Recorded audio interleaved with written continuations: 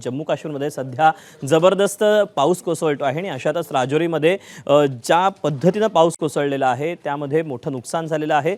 पुंछमध्ये ढगफुटीमुळे 10 जणांचा मृत्यू झाला आहे। राजौरीमध्ये सध्या सुरू असलेल्या मुसळधार पावसामुळे जनजीवन पूर्णपणे विस्कळीत झाले। गेल्या 24 तासात विक्रमी पावसामुळे जम्मू आणि काश्मीरच्या खोऱ्यातील अनेक जिल्ह्यांमध्ये पूर परिस्थिती निर्माण झाली आहे। तर बेला बस स्थानक पूर्णपणे पाण्याखाली गेले असून स्थानकात उभे असलेल्या 200 ते 250 नागरिकांना पुराच्या पाण्याने वेढा घातला। त्यामुळे संपूर्ण जिल्ह्यात पावसाने मोठं नुकसान केलं आहे।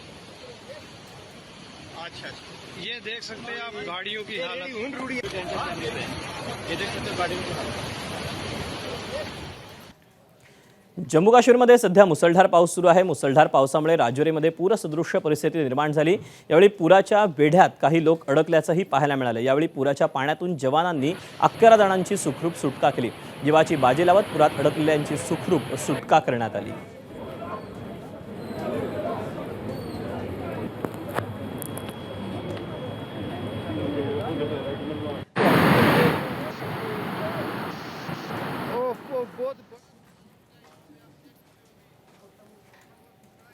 खराब हवामानाच्या अंदाजामुळे अमरनाथ आणि वैष्णोदेवी यात्रा तात्पुरत्या स्वरूपात स्थगित करण्यात आली। भाविकांची सुरक्षा लक्षात घेऊन प्रशासनाने यात्रा स्थगित करण्याचा निर्णय घेतला। आजपासून पहलगाम आणि बालटाल या दोन्ही मार्गांवरून अमरनाथ यात्रा तात्पुरती स्थगित केली आहे। सध्या कोणत्याही यात्रेकरूंना बेस कॅम्पच्या पुढे जाण्याची परवानगी दिली जात नाहीये। हवामान आणि मार्गांचं पुनर्मूल्यांकन केल्यानंतरच यात्रा पुन्हा सुरू करण्याबाबत निर्णय घेतला जाईल।